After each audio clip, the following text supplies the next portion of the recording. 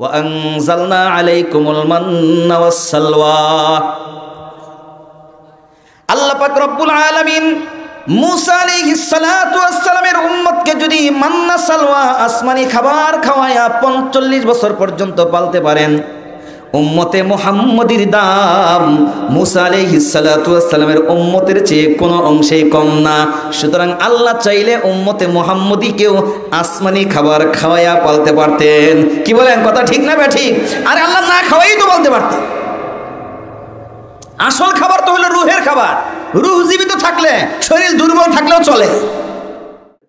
না খাইলে তো বাঁচবো না, না বাঁচলে তো ইবাদত করতে পারবো না। উদ্দেশ্য হলো ইবাদত। ইবাদতের জন্য বেঁচে থাকা লাগবে। কি বলেন, ইবাদতের জন্য বেঁচে থাকা লাগবে, না বাঁচলে কি ইবাদত করতে পারবো? এই জন্য আর বেঁচে থাকার জন্য খানা খাইতে হয়। এখন আমি যদি ইবাদত করব, বেঁচে থাকবো এই উদ্দেশ্যে খানা খাই, তাহলে কিন্তু আমার খানা খাওয়াটাও ইবাদত হয়ে যাবে। আমার খানা খাওয়াটাও কি হয়ে যাবে? ইবাদত হয়ে যাবে।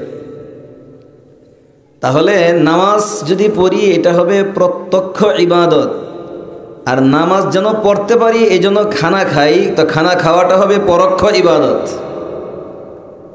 এই জন্য মুসলমানের খানা খাওয়াটাও ইবাদত। সুবহানাল্লাহ বলেন সবাই, সুবহানাল্লাহ। মুসলমান খানা কি ব্যবসা ছাড়া খাইতে পারবে? চাকরি ছাড়া খাইতে পারবে?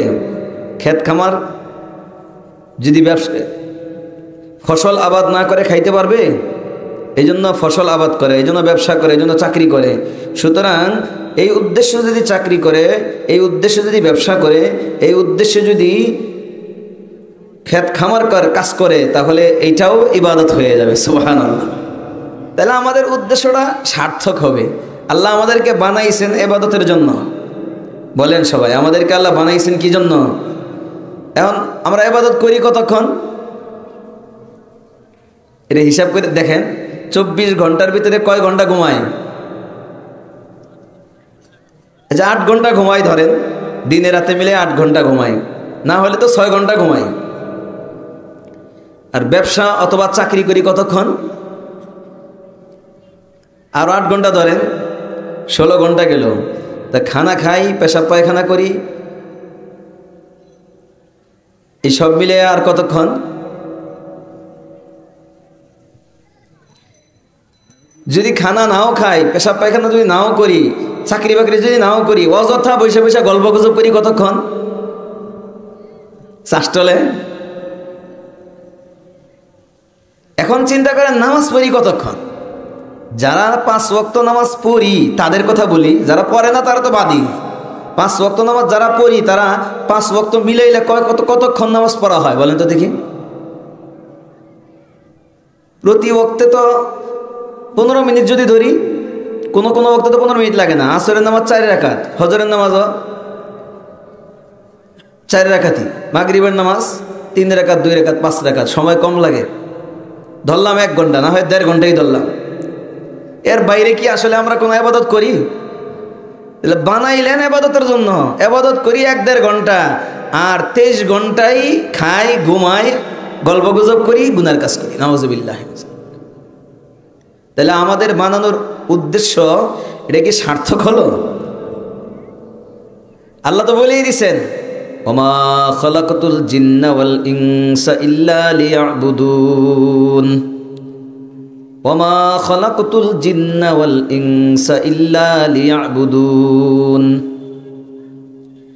আল্লাহ তাআলা বলেন, আমি জিন এবং ইনসানকে শুধুই মাত্র, এটা তর্জমা, আরবির তর্জমা যদি বাংলায় করা হয় তাহলে শুধুই মাত্র বলতে হবে। মা খালাকতু ইল্লা, এর অর্থ হলো শুধুই মাত্র, কেবলমাত্র, একমাত্র ইবাদতের জন্যই আমি মানুষ এবং জিন জাতিকে সৃষ্টি করছি। সুতরাং আমাদের পুরা জীবনটাই তো ইবাদত হইতে হবে, কিন্তু ইবাদত হবে কেমনে? কিছু আছে প্রত্যক্ষ ইবাদত, কিছু আছে পরোক্ষ ইবাদত, কিছু আছে ডাইরেক্ট ইবাদত, কিছু আছে ইনডাইরেক্ট ইবাদত। ডাইরেক্ট ইবাদত নামাজ, ডাইরেক্ট ইবাদত জিকির, ডাইরেক্ট ইবাদত কোরআন তেলাওয়াত, ডাইরেক্ট ইবাদত দোয়া। যে মাহফিল শুনতেছি এটাও ডাইরেক্ট ইবাদত। দ্বীনি আলোচনা শুনতেছি, কোরআনের কথা শুনতেছি, এটা ইবাদত, এটা ডাইরেক্ট ইবাদত। কিন্তু আমি যেন নামাজ পড়তে পারি, আমি যেন রোজা রাখতে পারি, আমি যেন কোরআন পড়তে পারি, আমি যেন জিকির করতে পারি, এই জন্য আমি ব্যবসা করি, এই জন্য আমি চাকরি করি, এই জন্য আমি ক্ষেত খামারে কাজ করি, এই জন্য আমি ঘুমাই, কারণ না ঘুমাইলে আমার শরীর সুস্থ থাকবে না। এই যে আমি তো ঘুমাইতে পারতেছি না, এই জন্য আমার শরীর অসুস্থ, ওর ঘুম হয় না। একজন মানুষ যদি না ঘুমাইতে পারে তার শরীর অসুস্থ হয়ে যাবে। আল্লাহ তাআলা বলছেন ওয়াজআলনা নাওমাকুম সুবাতা, ওয়াজআলনা নাওমাকুম সুবাতা। আল্লাহ বলেন আমি ঘুমটাকে তোমাদের জন্য ক্লান্তি দূর করার উপায়, মাধ্যম বানিয়ে দিলাম। কেমন যেন আল্লাহ পাক রব্বুল আলামিন বলতেছেন, ও আমার বান্দা, সারাদিন তুমি দোকানে অথবা অফিসে আদালতে অথবা ক্ষেত খামারে পরিশ্রম করলা, মেহনত করলা, ইবাদত বন্দিগি করলা, জিকির আজগার করলা, কাজকর্ম করলা, ক্লান্ত হয়ে গেছ। এই ক্লান্তি দূর করার জন্য আমি একটা আজীব, এক আশ্চর্য জিনিস, একটা নিয়ামত তোমারে দান করলাম। ঘুম এটা একটা আশ্চর্য নিয়ামত, আজীব নিয়ামত। অল্প সময় ঘুমাইলে বহু সময়ের ক্লান্তি দূর হয়ে যায়, শরীর নতুনভাবে জীবন প্রাণ ফিরে পায়, সতেজ হয়, সজীব হয়, শক্তি ফিরে পায়। এই ঘুম যদি আল্লাহ না দেয়, সারা দুনিয়ার ঔষধ যদি গিলে খাওয়ানো হয়, তারপরও আল্লাহ তাআলার দেওয়া এক নিয়ামত। শুধুমাত্র একটা নিয়ামত, এটা যদি শুকরিয়া আদায় করতে চাই, কিয়ামত পর্যন্ত সিজদায় পড়ে থাকলেও কাজ হবে না। কয়টা নিয়ামতের শুকরিয়া আমরা আদায় করবো বলেন? এজন্য কবি বলছেন, শুকরে নিয়ামত হায় তু চন্দা কে নিয়ামত হায় তু, শুকরে নিয়ামত হায় তু চন্দা কে নিয়ামত হায় তু, উজরে তকসিরাতে মা চন্দা কে তকসিরাতে মা, উজরে তকসিরাতে মা চন্দা কে তকসিরাতে মা। আল্লাহ তোমার যত নিয়ামত, এই নিয়ামতের শুকরিয়া আদায় করা সম্ভব না।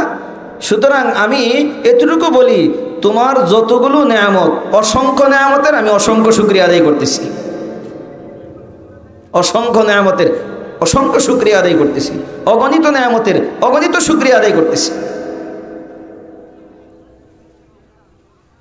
আমার মুহতারাম ভাই বন্ধুগণ, তো আল্লাহ তাআলা আমাদেরকে ইবাদতের জন্য বানাইছেন। মূল কথা হলো এটা, আল্লাহ আমাদেরকে কি উদ্দেশ্যে বানাইছেন বলেন একটু সবাই? ইবাদতের জন্য আল্লাহ তাআলা আমাদেরকে বানাইছেন। ইবাদত মানে গোলামি করা। এই ইবাদতের জন্য যে বানাইছেন, এটার একটা দৃষ্টান্ত দিই আমি আপনাদেরকে। রাসূল করিম সাল্লাল্লাহু আলাইহি ওয়াসাল্লাম যখন মেরাজে গেলেন, মেরাজে যাওয়ার সময়, মেরাজ থেকে যখন ফিরে আসলেন, লম্বা ঘটনা আমরা জানি। তো ফিরে আসার সময় কিছু হাদিয়া, কিছু উপহার আল্লাহ তাআলা আল্লাহর রাসূলকে দিয়ে দিলেন। তার মধ্যে একটা উপহার ছিল যে আপনার জন্য, আপনার উম্মতের জন্য 50 ওয়াক্ত নামাজ দিয়ে দিলাম। কয় ওয়াক্ত নামাজ? 50 ওয়াক্ত নামাজ। এটা আল্লাহর রাসূলকে আল্লাহ খুশি হয়ে দিয়েছেন। তো আল্লাহর রাসূলও খুশি হয়েছে। খুশি হবে না কেন? নামাজে দাঁড়ানো মানে আল্লাহর সঙ্গে কথা বলা। সুবহানাল্লাহ বলেন, সুবহানাল্লাহ। একজন মানুষ নামাজে দাঁড়াইলো, সূরা ফাতিহা পড়লো, তো আল্লাহর সঙ্গে কথোপকথন হচ্ছে। আল্লাহর প্রশংসা করতেছে, আল্লাহ জবাব দিতেছে। যেমন মুসলিম শরীফের এক হাদিসে আসছে, বান্দা যখন সূরা ফাতিহা পড়ে, আলহামদুলিল্লাহি রাব্বিল আলামিন, সমস্ত প্রশংসা আল্লাহ তাআলার জন্য, যিনি রব্বুল আলামিন, পুরা পৃথিবী, গোটা বিশ্বের প্রতিপালক, ওই আল্লাহর জন্য সমস্ত প্রশংসা। এই কথা যখন বান্দা বলে, তখন আল্লাহ জবাবে বলেন, ফেরেশতাদেরকে লক্ষ্য করে বলেন, কেমন যেন, হামিদানি আব্দি, আমার বান্দা আমার প্রশংসা করলো। সুবহানাল্লাহ। বান্দা যখন বলে আর রহমানির রহিম, তিনি পরম দয়ালু, অতিশয় দয়াবান, মেহেরবান। আর রহমানির রহিম, বান্দা যখন বলে আর রহমানির রহিম, আল্লাহ বলেন আসনা আলাইয়া আব্দি, আমার বান্দা আমার গুণ কীর্তন করলো। বান্দা যখন বলে মালিকি ইয়াউমিদ্দিন, তিনি হলেন বিচার দিবসের মালিক, প্রতিদান দিবসের মালিক। বান্দা বলে এই কথা যখন বলে, আল্লাহ তখন জবাবে বলেন মাজ্জাদানি আব্দি, আমার বান্দা আমার বরত্ব আমার মহত্ব ঘোষণা করলো। সুবহানাল্লাহ। বান্দা যখন বলে ইয়াকা না'বুদু ওয়া ইয়াকা নাস্তাঈন, ইয়াকা না'বুদু, হে আল্লাহ আমি তোমারই ইবাদত করি, ওয়া ইয়াকা নাস্তাঈন, তোমার কাছেই সাহায্য চাই। এই কথা যখন বলে, তো এখানে দুইটা অংশ, একটা হলো ইবাদত আর একটা হলো সাহায্য চাওয়া। ইবাদত কার জন্য? সাহায্য চাওয়া কার জন্য? নিজের জন্য। বলেন ইবাদত কার জন্য? সাহায্য চাওয়া কার জন্য? এজন্য আল্লাহ বলেন হাযা বাইনি ওয়া বাইনা আব্দি, এই আয়াতটা আমার অর্ধেক, আমার বান্দার অর্ধেক। অর্থাৎ ইবাদত আমার জন্য, সাহায্য বান্দার জন্য। বুজুর্গানে দিন একটা দৃষ্টান্ত দিছেন যে এই আয়াতের অর্ধেক বান্দার অর্ধেক আল্লাহর, এটা চাইলে তো দুই আয়াত হইতে পারতো, এক আয়াত হইল কেন? আচ্ছা বলেন তো দেখি, বাজার থেকে আপনি কলা নিয়ে আসছেন, আপনার বাসায় আপনি আছেন, আপনার স্ত্রী আছে, আর কেউ নাই। কলা আনছেন দুইটা, একটা স্ত্রীরে দিলেন আর একটা আপনি খাইলেন। এটা ভালোবাসা হয়েছে কি হয় নাই? কথা কন আপনারা, ভালোবাসা হয়েছে কি হয় নাই? স্ত্রীর কি আপনারা ভালোবাসেন? না খালি বকাবাদ্য করেন, না খালি মারপিট করেন। স্ত্রীরে ভালোবাসাও ইবাদত, বুঝছেন? আবার এটা ইবাদত। ভালোবাসতে হয় স্ত্রীকে, গার্লফ্রেন্ডকে ভালোবাসতে হয় না। ভালোবাসতে হয় কাকে? স্ত্রীকে। এটা ইবাদত। আর ওটা জিনা, এটা হালাল, ওইটা হারাম। এটা নেকির কাজ, ওইটা গুনাহের কাজ। এটা জান্নাতে নিয়ে যায়, ওইটা জাহান্নামে নিয়ে যায়। স্ত্রীকে ভালোবাসতে হয়। তো ভালোবাসা আপনি কলা একটা তারে দিচ্ছেন আর একটা আপনি খাইছেন, ভালোবাসা হয়েছে না?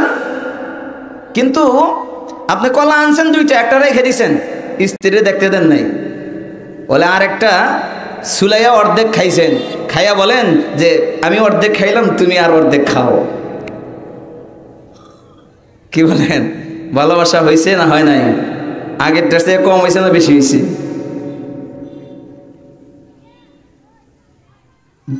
পাতিলের দুধ আছে, 2 গ্লাসে 2 জনের ঢাইলা দিলেন, তুমিও 1 গ্লাস খাও আমি 1 গ্লাস খাই, এটাও একটা ভালোবাসা। আরেকটা হলে 1 গ্লাসে ঢাললেন, বললেন যে তুমি আগে অর্ধেক খাও, বাকিটা আমি খামো, একটা ভাগ করে খাইলেন, 1 গ্লাস 2 জনে মিলা খাইলেন। তাহলে ভালোবাসা কমছে না বাড়ছে? আমার ভাইয়েরা, আমার বন্ধুরা, আল্লাহ পাক রব্বুল আলামিন কেমন যেন এই আয়াতের ভিতরে অর্ধেক করে ফেলছে। ইয়াকা না'বুদু ওয়া ইয়াকা নাস্তাঈন। ইয়াকা না'বুদু, আল্লাহ আমি তোমার ইবাদত করি, ওয়া ইয়াকা নাস্তাঈন, আল্লাহ তোমার কাছে সাহায্য চাই। ইবাদত আল্লাহর জন্য, সাহায্য বান্দার জন্য। এইজন্য আল্লাহ বলেন হাযা বাইনি ওয়া বাইনা আব্দি, এই আয়াতটার অর্ধেক আমার, অর্ধেক আমার বান্দার। ওয়ালি আব্দি মা সাআল, আমার বান্দা আমার কাছে যা চাবে আমি আমার বান্দারে তাই দিয়ে দিব। সুবহানাল্লাহ। এরপরে বান্দা যখন বলে ইহদিনাস সিরাতাল মুস্তাকিম সিরাতাল্লাযীনা আন'আমতা আলাইহিম গায়রিল মাগদুবি আলাইহিম ওয়ালাদ-দাল্লিন, 3টা আয়াত। প্রতিটা আয়াতের উত্তরে আল্লাহ পাক রব্বুল আলামিন বলেন হাযা লি আব্দি ওয়া লি আব্দি মা সাআল, এটা আমার বান্দার জন্য, আর আমার বান্দা আমার কাছে যা চাবে আমি আমার বান্দারে তাই দিয়ে দিব। সুবহানাল্লাহ। তাই বান্দার সাথে আল্লাহর সঙ্গে যখন নামাজে দাঁড়ায় তখন আলোচনা হয়, পরস্পরে কথোপকথন হয়। এই জন্য যেহেতু নামাজে দাঁড়াইলে আল্লাহর সঙ্গে কথা হয়, এই জন্য রাসূল করিম সাল্লাল্লাহু আলাইহি ওয়াসাল্লাম খুশি হয়ে গেছে। প্রতিদিন আল্লাহর সঙ্গে কথা বলার সুযোগ 50 বার পাওয়া যাবে। ভালোবাসার মানুষের সঙ্গে কথা বেশি বলার সুযোগ পাওয়া গেলে খুশি না বেজা? তো আল্লাহর সঙ্গে মহাব্বত, ভালোবাসা, আল্লাহ 50 বার কথা বলার সুযোগ দিয়েছে, এই জন্য আল্লাহ রসুল খুশি। ফিরে আসতেছে ষষ্ঠ আসমানে হজরতে মুসা আলাইহিস সালাতু ওয়াস সালামের সঙ্গে দেখা। মুসা আলাইহিস সালাতু ওয়াস সালাম আমাদের নবী মুহাম্মদুর রাসূলুল্লাহ সাল্লাল্লাহু আলাইহি ওয়াসাল্লামকে জিজ্ঞাসা করতেছেন, আল্লাহ আপনার জন্য আপনার উম্মতের জন্য কি উপহার দিল? নবীজি বলেন, 50 ওয়াক্ত নামাজ আমার উম্মতের জন্য আল্লাহ উপহার দিয়েছেন। হযরতে মুসা আলাইহিস সালাতু ওয়াস সালাম বলেন, আপনি ভুল করেন না, 50 ওয়াক্ত নামাজ নিয়ে যদি আপনার উম্মতের কাছে যান, আপনার উম্মত এটা পাবে না, কখনোই পাবে না, কশ্চিনকালেও পাবে না। এজন্য যান, আল্লাহর কাছে গিয়া দরখাস্ত করেন, আল্লাহ যেন আরেকটু কমায়া দেয়। তো বর্ণনা 2 রকম আছে। এক বর্ণনায় 5 ওয়াক্ত কমাই দিয়েছে আল্লাহ রাসূল যখন ফিরে গেছে, আরেক বর্ণনায় 10 ওয়াক্ত কমাই দিয়েছে। তো 5 বার গেছে। প্রথমবার গেলে 10 ওয়াক্ত কমাই দিয়েছে, 40 ওয়াক্ত। মুসা আলাইহিস সালামের সঙ্গে দেখা, উনি বলে 40 ওয়াক্ত পারবে না, আপনি আবার যান। আবার গেছে, আল্লাহ আরো 10 ওয়াক্ত কমাই দিয়েছে, বলে 30 ওয়াক্ত। মুসা আলাইহিস সালাম কয় তাও পারবে না, আপনি আবার যান। এইভাবে 5 বার গেছে। তো শেষের বার 5ম বারে 5 ওয়াক্ত কমাইছে। আগে 4 বারে 40 ওয়াক্ত কমাইছে, আর 5ম বারে 5 ওয়াক্ত কমাইছে। আর আছে কয় ওয়াক্ত? 5 ওয়াক্ত। মুসা আলাইহিস সালাম বলে 5 ওয়াক্তও পারবে না, কারণ আমার উম্মতের 3 ওয়াক্ত দিছিল আল্লাহ। আমি তো পরীক্ষা করে দেখছি, আমি অভিজ্ঞ।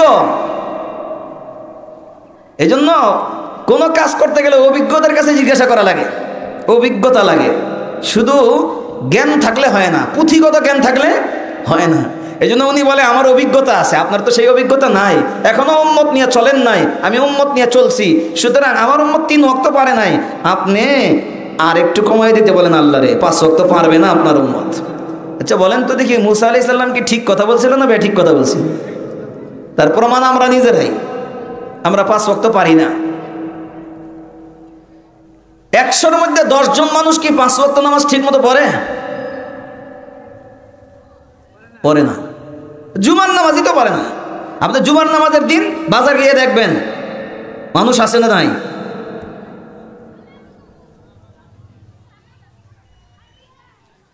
আমার মহতারম ভাই বন্ধুগণ, এই জন্য মুসা আলাইহিস সালাম বললেন যে পারবে না তারা, আপনি আর একটু কমাই দিতে বলেন। উনি বললেন যে না, আমি আর যাব না, আমার লজ্জা হয়। 5 বার গেছি, আবার কেমনে যাই? পারুক না পারুক আমি যাবই, 5 ওয়াক্ত নিয়েই যাব। আমার মহতারম ভাই বন্ধুগণ, মুসা আল্লাহ রসুল সাল্লাল্লাহু আলাইহি ওয়াসাল্লাম 5 ওয়াক্ত নিয়ে চলে আসলেন।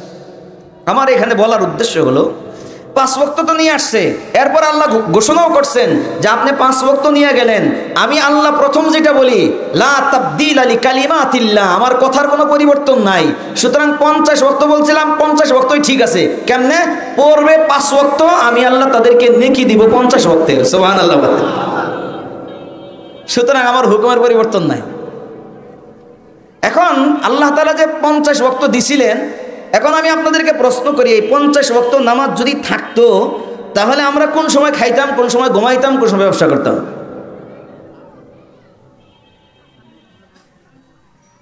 পাওয়া যাইতো এরকম সময়? হ্যাঁ, 50 ওয়াক্ত সারাদিনে পড়া তো লাগবে। ঘন্টা হলো 24টা, নামাজ হলো 50 ওয়াক্ত। তাহলে আল্লাহ এটা দিছিলেন কি জন্য? 50 ওয়াক্ত আল্লাহ কি না বুঝে দিছেন? তাহলে আল্লাহ 50 ওয়াক্ত দিছিলেন কি জন্য, আবার কমাইলেন? আমার মহতারম ভাই বন্ধুগণ, 50 ওয়াক্ত আল্লাহ এই জন্যই দিছিলেন যে খাওয়ার জন্য তো তোমাদেরকে বানাই নাই, ব্যবসা করার জন্য তো তোমাদেরকে বানাই নাই, ঘুমানোর জন্য তোমাদেরকে বানাই নাই, বানাইছি ইবাদতের জন্য। সুতরাং সারাদিন নামাজই পড়বা খালি, এই জন্য 50 ওয়াক্ত দিলাম। এখন বলতে পারেন তাহলে খাওয়া না খেয়ে আমরা কেমনে নামাজ পড়তাম, না খেয়ে ব্যবসা বাণিজ্য না করে আমরা কেমনে নামাজ পড়তাম? ওই চিন্তা তো আমাদের না, ওই চিন্তা যিনি আমাদেরকে বানাইছেন তার। কথা বলেন ঠিক না ব্যাঠি? আল্লাহ যদি চাইতেন নামাজ 50 ওয়াক্ত পড়বো, ব্যবসা না করে আমাদেরকে আল্লাহ খাওয়াবে, বলেন আল্লাহ পারতেন কি পারতেন না? বনি ইসরাইলকে 40 বছর মান্না সালওয়া খাওয়াইয়া পালছে, আসমানি খাবার। ওয়া আনজালনা আলাইকুমুল মান্না ওয়াস সালওয়া। আল্লাহ পাক রব্বুল আলামিন মুসা আলাইহিস সালাতু ওয়াস সালামের উম্মতকে যদি মান্না সালওয়া আসমানি খাবার খাওয়ায়া 45 বছর পর্যন্ত পালতে পারেন, উম্মতে মুহাম্মদীর দাম মুসা আলাইহিস সালাতু ওয়াস সালামের উম্মতের চেয়ে কোনো অংশেই কম না। সুতরাং আল্লাহ চাইলে উম্মতে মুহাম্মদীকেও আসমানি খাবার খাওয়ায়া পালতে পারতেন। কি বলেন, কথা ঠিক না ঠিক? আরে আল্লাহ না খাওয়াই তো বলতে পারতেন। আসল খাবার তো হলো রুহের খাবার। রুহ জীবিত থাকলে, শরীর দুর্বল থাকলেও চলে। তার প্রমাণ হলো অনেক বৃদ্ধ মানুষ, অনেক মুরব্বী মানুষ, অনেক অসুস্থ মানুষ আমরা নিজ চোখে অনেকবার দেখেছি। আমাদের উস্তাদদেরকে দেখেছি, আমি আমার নানাকে দেখেছি। রাত ৩টার সময় আমার জানা মতে কোনোদিন ওনার তাহাজ্জুদ নামাজ ছুটে নাই। রাত ৩টার সময় উঠে গেছে। এত দুর্বল হয়ে গিয়েছিল, একা একা মসজিদে হাইটা যাইতে পারে না, পা বাঁকা হয়ে যায়, কিন্তু তারপরেও মসজিদে যাওয়া ছাড়ে নাই। ৩টার সময় উঠা তাহাজ্জুদের নামাজ পড়তেন। আবার বহুদূর পর্যন্ত 5 মিনিট লাগে হাইটা যাইতে, 7 মিনিট লাগে হাইটা যাইতে। এই হাইটা যাইয়া শীতের মধ্যেও ফজরের নামাজ জামাতের সাথে আদায় করতেন। আচ্ছা বলেন, এটা কিসের শক্তি দেয় এটা? আবার ওই ঘরেই এই যে দাদা, এই যে নানা, 80 বছর বয়স, সে ফজরের সময় নয় তাহাজ্জুদের সময় উঠে পড়ে, কিন্তু ওই ঘরেই 20 বছর, 25 বছর, 30 বছর, 40 বছরের যুবক ছেলে ঘুমায় থাকে। সে তাহাজ্জুদের সময় উঠবে তো দূরের কথা, ফজরের সময়ও ওঠে না। এইরকম আছে না নাই? পারলো না কেন? আমার ভাইয়েরা, আমার বন্ধুরা, আসল হলো রূহ, আসল হলো আত্মা। শরীরের শক্তি কম থাকলেও যদি রূহ শক্তিশালী হয়, অনেক চলা যায়। এই জন্য মানুষ যখন ইবাদত বেশি করে, জিকির বেশি করে, কোরআন তেলাওয়াত বেশি করে, তখন শারীরিক এক অন্যরকম শক্তি, সতেজতা তার ভিতরে কাজ করে, রূহ জীবিত থাকার কারণে। এই জন্য হযরতে খালিদ ইবনুল ওয়ালিদ রাদিয়াল্লাহু তাআলা আনহু, আপনারা নাম শুনেছেন খালিদ ইবনুল ওয়ালিদ, যাকে খালেদ সাইফুল্লাহ বলা হয়। কি বলা হয়? সাইফুল্লাহ মানে আল্লাহর তরবারি। বহু যুদ্ধে উনি প্রধান সেনাপতি ছিলেন। ওনার জীবনের একটা আশা ছিল, উনি যুদ্ধ করতে করতে যুদ্ধের ময়দানে শহীদ হয়ে যাবেন, আল্লাহর জন্য জীবন দিয়ে দিবেন। এটা ওনার জীবনের আশা। সমস্ত সাহাবীদের জীবনের আশা এটাই ছিল। আল্লাহর ওলি এবং বুজুর্গানের জীবনের আশা এটাই যে শাহাদাতের মৃত্যু যেন হয়। হযরতে ওমর ফারুক রাদিয়াল্লাহু তাআলা আনহু আল্লাহ তাআলার কাছে দোয়া করতেন, আল্লাহুম্মা রযুকনি শাহাদাতান ফি সাবিলিক ওয়াজআল মাউতি ফি বালাদি রাসূলিক। আল্লাহুম্মা রযুকনি শাহাদাতান ফি সাবিলিক।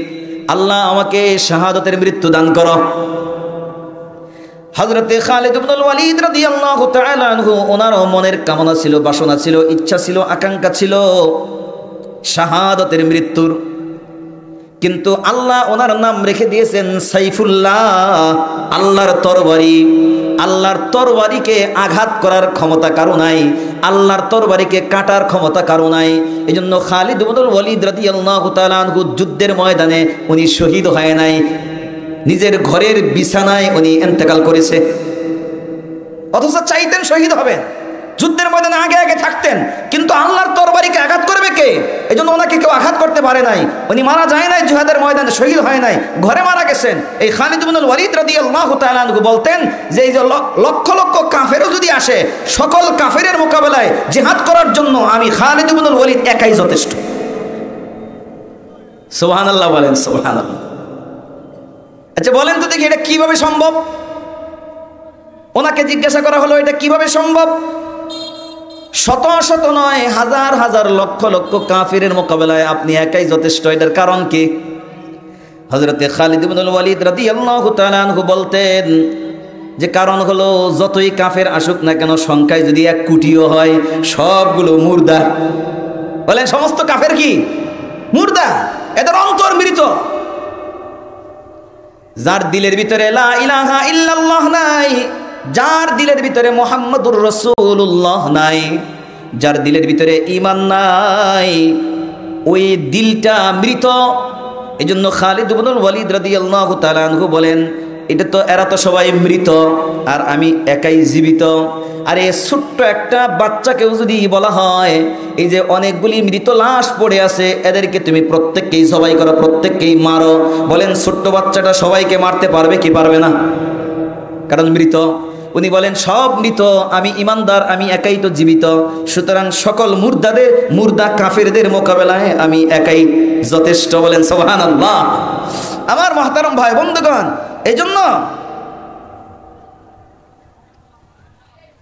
যার ভিতরে ঈমান আছে, যার অন্তর সতেজ, সেই আসলে জীবিত। তো হযরত বলতেছিলাম যে 50 ওয়াক্ত নামাজ যে আল্লাহ তাআলা দিলেন, হয়তোবা এমন হতে পারতো যদি 50 ওয়াক্তই ঠিক থাকতো, আমরা 50 ওয়াক্ত নামাজ পড়তাম, নামাজে কোরআন তেলাওয়াত করতাম, জিকির আজকার করতাম, এটাই আমাদের খোরাক, খাবার হয়ে যাইতো, আলাদা কোনো খাবারের আমাদের প্রয়োজনই হইতো না। এটা আল্লাহ যদি চান তাহলে এটা সম্ভব কি সম্ভব না? আল্লাহ পারে কি পারে না? অবশ্যই পারে। আল্লাহ 300 কত বছর, 300 বছরের উপরে আল্লাহ পাক রব্বুল আলামিন আসহাবে কাহাফের যুবকদেরকে গর্তের ভিতরে জীবিত রেখেছেন, খাবারও দেয় নাই, পানিও দেয় নাই, এরা জীবিত ছিল, ঘুমায়া ছিল গর্তের ভিতরে 300 বছর, কিন্তু এদের খাবারের দাবারের প্রয়োজন হয় না। 309 বছর কোরআনে সূরা কাহফে আছে, ওয়ালাবিসু ফি কাহফিহিম সালাসা মিআতি সিনিনা ওয়াজদাদু তিসআ। 309 বছর আল্লাহ পাক রব্বুল আলামিন আসহাবে কাহফের যুবকদেরকে একটা গর্তের ভিতরে খাবার ছাড়া, পানি ছাড়া ঘুমায়া ঘুমায়া আল্লাহ তাদেরকে জীবিত রেখেছে। সুবহানাল্লাহ। তো আল্লাহ সব পারে, আল্লাহ পারে না এমন কিছু নাই।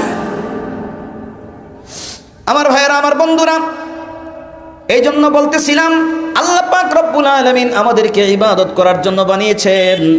এখন বলেন তো দেখি, ইবাদত কতদিন করতে পারবো? যতদিন জীবিত আছি ততদিন ইবাদত করতে পারবো।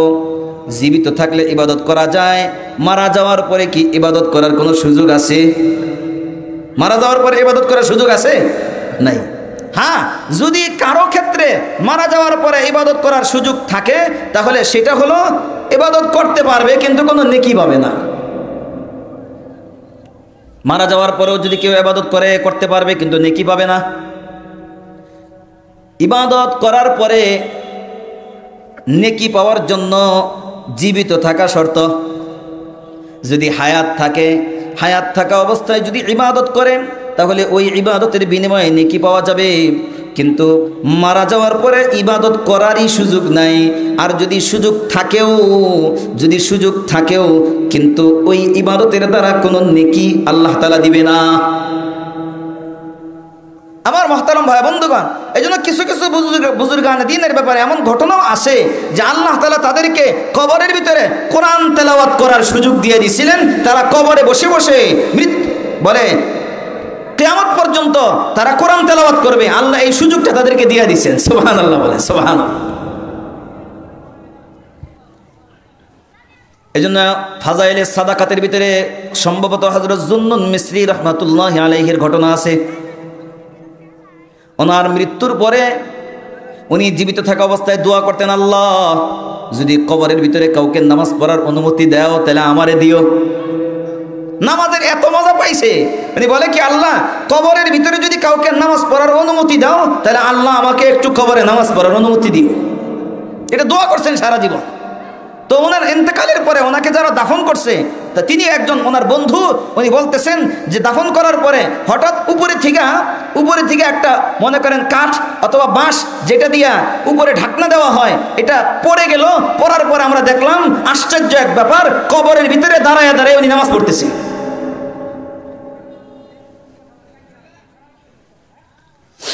আমার ভাইয়েরা, আমার বন্ধুরা, এই জন্য আল্লাহ পাক রব্বুল আলামিন কবরের ভিতরে যদি কাউকে ইবাদত করার অনুমতি দেয় দিতেও পারে, কিন্তু কোনো সওয়াব হবে না।